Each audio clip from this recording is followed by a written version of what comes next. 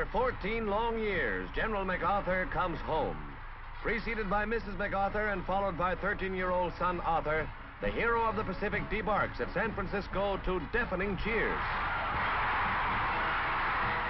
Governor Warren of California has a warm welcome for the man whose dismissal has stirred the nation. Mrs. MacArthur and her son, who charmed the crowd, share the limelight in a throng which all but overwhelms the general in its enthusiasm.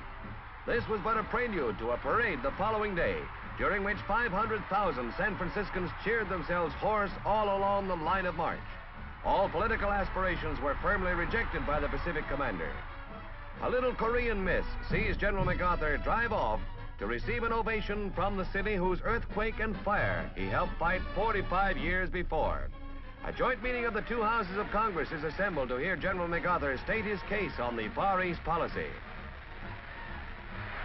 He receives a tumultuous welcome as he is greeted by Vice President Barkley and Speaker of the House Rayburn. Members applaud not the issues nor the great debate. They applaud a great soldier and patriot who opens his address with characteristic candor. I address you with neither rancor nor bitterness. In the fading twilight of life, with but one purpose in mind: to serve my country.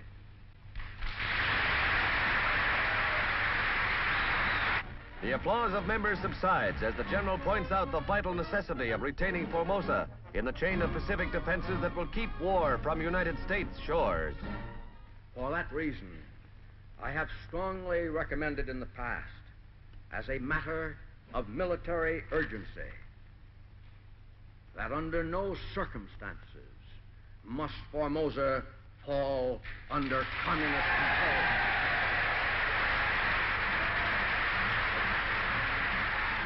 Four major points are the keystone of his defense policy: permission to bomb Manchurian bases, blockade of the China coast, logistical support of Chiang Kai-shek's troops in an attack on the China mainland, and the retention of Formosa.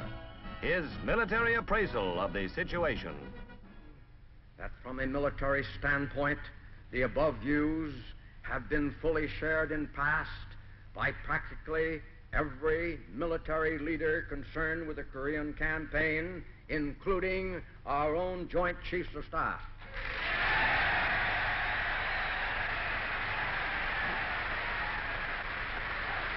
An old soldier delivers his touching valedictory.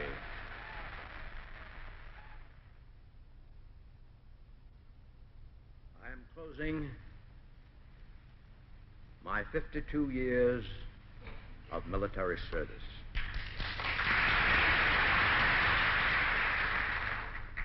When I joined the Army, even before the turn of the century, it was the fulfillment of all my boyish hopes and dreams.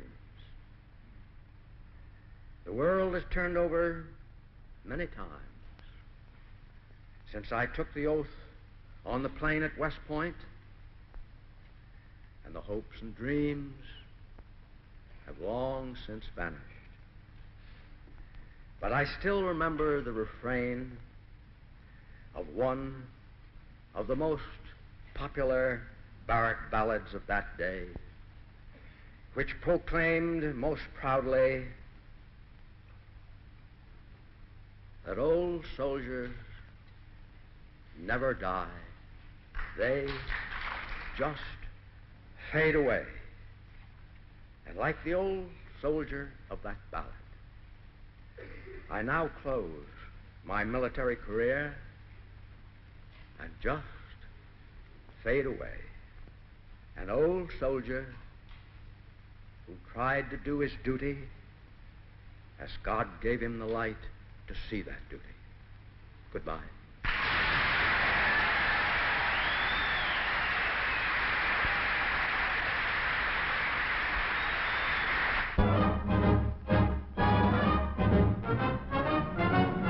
It's MacArthur Day in New York. The big town makes it a five-star welcome for the five-star hero of the Pacific. The world's greatest city says, "Welcome home," with the greatest demonstration in its history. Mrs. MacArthur and young Arthur share with him the cheers of the multitude.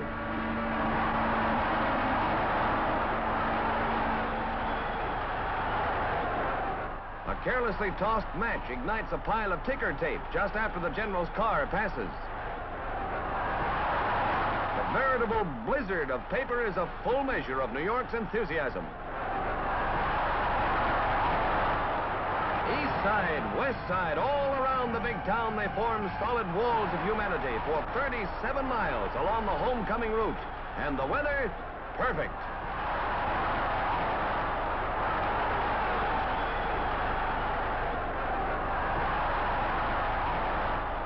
Just about everybody is out today. An estimated 7.5 million men, women, and children.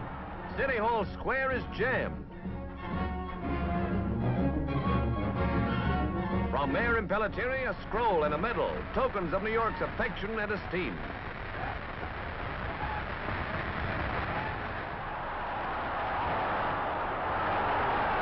Washington Square is an arch of triumph for a returning soldier.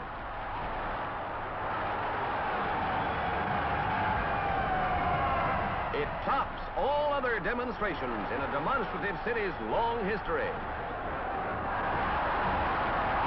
And General Douglas MacArthur said to New York, "You have made me feel that I am indeed home."